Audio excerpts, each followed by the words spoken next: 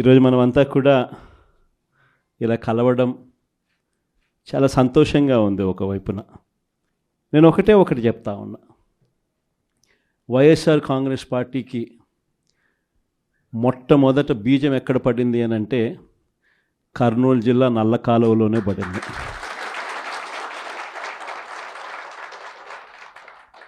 ఆ రోజు కూడా కేవలం ఒక మాట ఇచ్చినాం. ఆ మాట కోసం ఎందాకైనా కూడా పోయిన పరిస్థితుల మధ్య వైఎస్ఆర్ కాంగ్రెస్ పార్టీ ఆవిర్భవించడం, వైఎస్ఆర్ కాంగ్రెస్ పార్టీ ఈరోజు ఒక బలమైన పార్టీగా ఈరోజు రాష్ట్ర చరిత్రలో ఉండడం, దానికి బీజం కర్నూలు నుంచే పడింది. ఆ రోజు నుంచి నాతోనే అడుగులు వేశారు చాలామంది. ప్రతి అడుగులోనూ కూడా ఆ రోజు పార్టీ పెట్టిన రోజు నుంచి ఈ రోజు వరకు గమనిస్తే కూడా మన పార్టీకి ఎవరైనా కూడా సిద్ధాంతం ఏమిటి అని చెప్పి ఎవరైనా కూడా వైఎస్ఆర్ కాంగ్రెస్ పార్టీ ఐడియాలజీ ఏమిటి, సిద్ధాంతం ఏమిటి అని ఎవరైనా ఒక్కసారి కళ్ళు మూసుకొని ఆలోచన చేస్తే కంటికి కనిపించేది రెండు కనిపిస్తాయి. ఒకటి, విలువలతో కూడిన రాజకీయాలు చేయడం. రెండవది, విశ్వసనీయత అన్న పదానికి అర్థం చెప్పిన పార్టీ ఏదైనా రాష్ట్ర చరిత్రలో ఉంది అంటే అది వైఎస్ఆర్ కాంగ్రెస్ పార్టీ అని చెప్పి కూడా గర్వంగా చెప్తాం. నిజంగా ఈ రెండు పదాలే వైఎస్ఆర్ కాంగ్రెస్ పార్టీ నడిపించి, అదే మాదిరిగా ఒక నాయకుడిగా గట్టిగా ఈ సిద్ధాంతాలను నమ్మి ఒక నాయకుడిగా అడుగులు ముందుకు వేశాను. నాలో ఈ గుణాలను చూసి మీరంతా కూడా నాకు తోడుగా ఇన్ని సంవత్సరాల పాటు అడుగు వేశారు. ఈరోజు నేను ఒకటి చెప్తా ఉన్నా, రాజకీయాలలో గెలుస్తాం ఓడిపోతాం ఇది వేరే విషయాలు. కానీ ఈ రోజుకి కూడా ఖచ్చితంగా ఒకటైతే చెప్తాను, వైఎస్ఆర్ కాంగ్రెస్ పార్టీకి సంబంధించిన ఏ నాయకుడైనా కూడా, ఏ జెడ్పీటీసీ అయినా, ఏ ఎంపీటీసీ అయినా, ఏ సర్పంచ్ అయినా, ఏ వార్డు మెంబర్ అయినా, ఏ కార్యకర్త అయినా కూడా, జిల్లా స్థాయి నుంచి గ్రామ స్థాయి వరకు ఏ నాయకుడైనా, ఏ కార్యకర్త అయినా కూడా గర్వంగా కాలర్ ఎగరేసుకొని ఏ ఇంటికైనా వెళ్ళి ఆ ఇంట్లో చిక్కటి చిరునవ్వుల మధ్య వాళ్ళ ఆశీస్సులు తీసుకునే కెపాసిటీ, వాళ్ళ ఆశీస్సులు తీసుకునే పరిస్థితి ఏ నాయకుడికైనా ఉంది అని అంటే అది ఒక్క వైఎస్ఆర్ కాంగ్రెస్ పార్టీ నాయకులకు మాత్రమే ఉందని గర్వంగా చెప్పగలం. ఎందుకనంటే మనం రాకమునుపు రాజకీయాలు ఒక మాదిరిగా ఉండి, మనం వచ్చిన తర్వాత రాజకీయాలకు అర్థం ఇది అని చెప్పి తిరగరాసిన చరిత్ర ఏ పార్టీకైనా ఉంది అని అంటే అది ఒక వైఎస్ఆర్ కాంగ్రెస్ పార్టీకి మాత్రమే ఉంది అని కూడా గర్వంగా చెప్పగలుగుతాం. మనమంతా ప్రజల తరపున వాళ్లకు తోడుగా నిలబడాల్సిన సమయం వచ్చింది. గ్రామ స్థాయి నుంచి మనం బలోపేతం, మళ్ళీ ఆర్గనైజ్డ్గా బలోపేతం జరగాలి. జిల్లా స్థాయిలోనూ, మండల స్థాయిలోనూ, గ్రామ స్థాయిలోనూ, ప్రతి స్థాయిలోనూ కూడా మనమంతా కూడా క్యాడర్ను మొత్తం ఏకం చేయాలి, ఆర్గనైజ్డ్ పద్ధతిలోకి తీసుకొని రావాలి. ప్రతి సమస్యలోనూ ప్రజలకు తోడుగా ఉండే కార్యక్రమం ముమ్మరంగా అడుగులు వేయాల్సిన అవసరం వచ్చింది. ఈరోజు జరుగుతూ ఉన్న పరిస్థితులు, విషయాలు కూడా మీ అందరికీ కూడా తెలుసు. రెడ్ బుక్ రాజ్యాంగంలో ఎలా జరుగుతూ ఉన్నాయన్నది కూడా మీ అందరికీ కూడా తెలుసు. చంద్రబాబు నాయుడు గారు అనే వ్యక్తి ముఖ్యమంత్రిగా ఉన్నాడు. మామూలుగా ముఖ్యమంత్రిగా ఉన్న వ్యక్తికి ఒక హుందాతనం ఉంటుంది. ఈ మనిషికి ఆ హుందాతనం లేదు. ఈ మనిషికి ఏదైనా కూడా తాను ముఖ్యమంత్రి కాబట్టి ఏ పదవైనా తనకే కావాలి, తనకు సంఖ్యాబలం లేకపోయినా తనకే కావాలి అన్న అహంకారంతో ఈరోజు చంద్రబాబు నాయుడు రెడ్ బుక్ పాలన సాగిస్తూ ఉన్నాడు. 57 చోట్ల జరిగితే 7 చోట్ల ఎన్నికను వాయిదా వేశారు. ఎందుకనంటే అక్కడ చంద్రబాబు నాయుడుకు గెలిచే వాతావరణం కనిపించక ఆ 7 చోట్ల ఎన్నికలు వాయిదా వేశాడు. మరో 50 చోట్ల ఎన్నిక పెట్టని పరిస్థితి, పెట్టాల్సిన పరిస్థితిలో, ఖచ్చితంగా పెట్టాల్సిన పరిస్థితిలో, ఎన్నికలు జరపాల్సిన పరిస్థితిలో జరపాల్సి వచ్చింది. ఆ వచ్చిన చోట్ల కూడా 50 చోట్లలో 39 చోట్ల వైఎస్ఆర్సీపీ క్యాడర్ తెగింపుతో గట్టిగా నిలబడింది. నిజంగా ఆ తెగింపు వైఎస్ఆర్సీపీ క్యాడర్ చూపించింది కాబట్టి చంద్రబాబు నాయుడు గారు ఏమీ చేయలేకపోయాడు. ఎంత దారుణంగా చంద్రబాబు నాయుడు గారు అనే వ్యక్తి ప్రవర్తిస్తూ ఉన్నాడు అన్నదానికి నిదర్శనం. ఎక్కడా కూడా చంద్రబాబు నాయుడు గారికి మెజారిటీ లేదు. ప్రతి చోట కూడా వైఎస్ఆర్సీపీ కోవిడ్ తర్వాత జరిగిన ఎన్నికలు, అంటే 2 ఏళ్ల తర్వాత జరిగిన ఎన్నికల్లో 2.5 సంవత్సరం 2.5 సంవత్సరం తర్వాత ఎన్నికలు జరిగాయి. ఆ ఎన్నికల్లో వైఎస్ఆర్ కాంగ్రెస్ పార్టీ స్వీప్ చేసిన పరిస్థితులు మనందరికీ కూడా తెలుసు. ఎక్కడా కూడా చంద్రబాబు నాయుడుకు బలం లేదు. బలం లేకపోయినా కూడా చంద్రబాబు నాయుడు గారు ఆయనకున్న అహంకారంతో ప్రలోభాలు పెడుతూ, భయపెడుతూ, విడిగా ఏ రకంగా చంద్రబాబు నాయుడు గారు రెడ్ బుక్ రాజ్యాంగంలో ప్రతి పదవి తనకే కావాలి అని చెప్పి తపన పడుతూ చంద్రబాబు నాయుడు గారు ఏ రకంగా చేశారు అన్నది మనమంతా కూడా చూసాం. ఎందుకు చంద్రబాబు నాయుడు గారు ఇవన్నీ చేస్తూ ఉన్నారు అన్నదానికి ఒక్కొక్కసారి నాకు అర్థం కాల. ఎందుకు అబ్బాయి మనిషికి బలం లేదు, సంఖ్యాబలం లేదు, లేకపోయినా కూడా ఎందుకు ఇంత దౌర్జన్యాలు చేస్తా, ఇంత అప్రజాస్వామికంగా ఎందుకు చేస్తూ ఉన్నాడు అని చెప్పి. ఎందుకు చేస్తూ ఉన్నాడో తెలుసా? కారణం వైఎస్ఆర్ కాంగ్రెస్ పార్టీ అంటే చంద్రబాబు నాయుడుకు భయం. వైఎస్ఆర్ పార్టీ కార్యకర్త అంటే చంద్రబాబు నాయుడు గారికి భయం.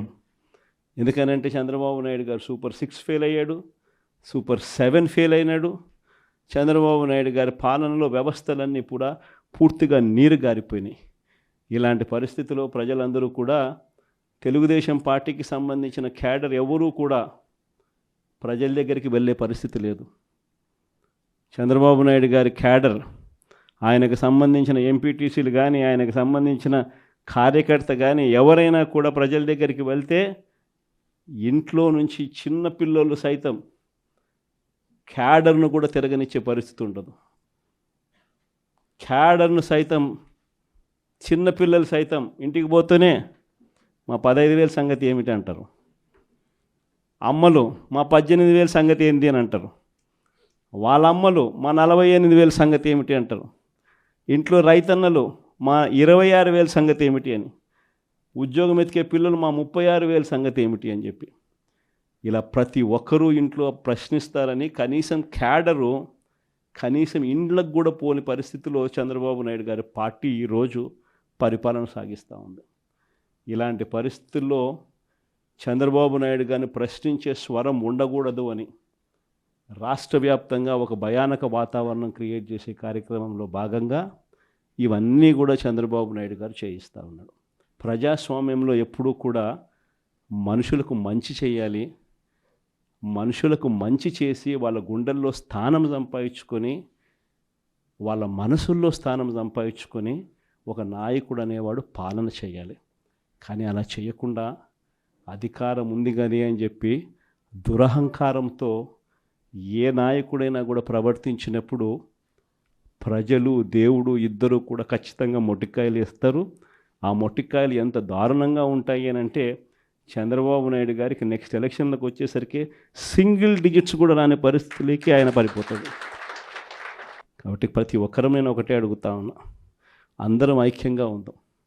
మొన్న కూడా చూసాం, చంద్రబాబు నాయుడు గారు భయపడిచ్చే ప్రయత్నాలు ఎక్కువ చేస్తాడు. మొన్న రామగిరిలో మనం అంతా చూసాం ఏం జరిగిందో. రామగిరి మండలంలో 10 ఎంపీటీసీలు ఉంటే 9 వైఎస్ఆర్సీపీ 9 గెలిచింది. కేవలం తెలుగుదేశం పార్టీ 1 మాత్రమే గెలిచిన పరిస్థితుల మధ్య రామగిరిలో ఉప ఎన్నిక జరిగింది. మరి 9 గెలిచిన వైఎస్ఆర్సీపీ గెలుస్తుందా? కేవలం 1 గెలిచిన తెలుగుదేశం పార్టీ గెలుస్తుందా? ఎవరికైనా అర్థమవుతుంది 9 గెలిచిన వైఎస్ఆర్సీపీనే ఆ ఉప ఎన్నికల్లో గెలుస్తుంది అని. కానీ ఆ ఎన్నికల్లో ఆ రిజల్ట్ను తారుమారు చేసేందుకు ఏకంగా పోలీస్ ప్రొటెక్షన్తో ఎంపీటీసీలు ప్రయాణం చేయాల్సి వచ్చింది.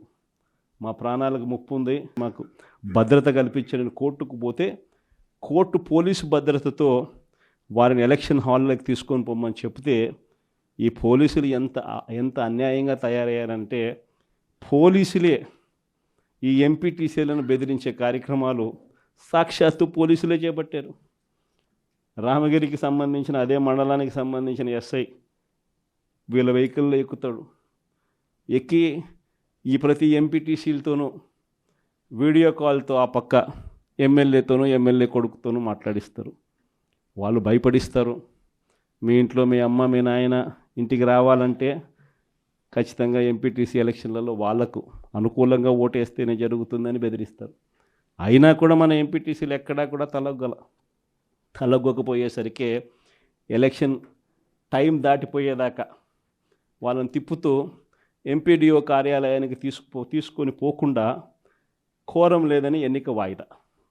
తర్వాత వాళ్ళందరినీ పెనుగొండకు తీసుకుపోయారు. అక్కడికి తీసుకొని పోయి అక్కడ వాళ్ళందరినీ బైండ్ ఓవర్ చేసే కార్యక్రమం వీళ్ళు చేస్తారు. ఏమయ్యా ఈ అన్యాయం అని చెప్పి మన పార్టీ జిల్లా అధ్యక్షురాలు ఉషమ్మ గట్టిది స్టీల్ లేడీ అని చెప్పాలి. ఆవిడతో పాటు కంటెస్ట్ చేసిన ఎమ్మెల్యే ఇద్దరు పోయి మా ఎంపీటీసీలు మీరు ఎలా నిర్బంధిస్తారని చెప్పి పెనుగొండలో ఆమె ధర్నా చేస్తే, ధర్నా చేసినందుకు వీళ్ళ మీద కేసులు. వీళ్ళు మా పార్టీకి సంబంధించిన మా ఎంపీటీసీలకు తోడుగా నిలబడేదానికి వీళ్ళు పోతే వీళ్ళ మీద కేసులు పెట్టి అరాచకం సృష్టించే కార్యక్రమం ఇద్దరితో ఆగల. మళ్ళీ రామగిరిలో మళ్ళీ ఎన్నిక జరపాల్సి వస్తుంది కాబట్టి భయానక వాతావరణం క్రియేట్ చేయడం కోసం అని చెప్పి లింగమయ్య అని చెప్పి మన పార్టీకి సంబంధించిన ఒక కురుబ నాయకుడు, ఒక బీసీ నాయకుడు ఏకంగా యాక్టివ్గా ఉన్నాడు అని ఆ మనిషిని కొట్టి చంపారు. నిజంగా ఆశ్చర్యం అనిపించింది, బాధ అనిపించింది. ఎందుకు ఈ రాజకీయాలు ఈ స్థాయికి దిగజారుస్తున్నారు అని చెప్పి. అరే మంచి చెయ్యి, సూపర్ 6 హామీ ఇచ్చినాం, సూపర్ 7 హామీ ఇచ్చినాం, పిల్లలకు చేయాల్సిన ఫీజు రీయింబర్స్మెంట్ బకాయిలు పెండింగ్లో పెట్టాం, ఆరోగ్యశ్రీ బకాయిలు పెండింగ్లో పెట్టాం, రైతులకు అన్యాయం చేస్తూ ఉన్నాం. ఇవన్నీ సరిదిద్దుకొని మంచి చెయ్యి, ప్రజల మనసుల్లో స్థానం సంపాదించుకుంటే ఆటోమేటిక్లీ ప్రజలు ఓట్లు వేస్తారు. కానీ ఈ మాదిరిగా దిగజారిపోయి మనుషులను చంపే స్థాయిలో రాజకీయాలు చేయడం మొదలు పెడితే, దానికి పోలీసులను ఉపయోగించుకునే కార్యక్రమం చేస్తే వ్యవస్థలు ఎంత దిగజారిపోతాయి అని చెప్పడానికి పూర్వపు రోజుల్లో మనం అంతా బీహార్ గురించి మాట్లాడేవాళ్ళం. బీహార్లో ఎలా ఉండేటివి, బీహార్లో అలా ఉండేటివి అని. ఈరోజు బీహార్ గురించి మాట్లాడాల్సిన పనుల ఆంధ్ర రాష్ట్రం ఎలా ఉంది అని చెప్పి చూస్తే బీహార్ను మించిపోయిన పరిస్థితిలో ఆంధ్ర రాష్ట్రం కనిపిస్తూ ఉంది ఈరోజు ఆంధ్ర రాష్ట్ర పరిస్థితి. ఇలాంటి పరిస్థితుల మధ్య మనం యుద్ధం చేస్తూ ఉన్నాం. మీ అందరికీ నేను ఒకటే చెప్తా ఉన్నా, కష్టాలు శాశ్వతం కాదు.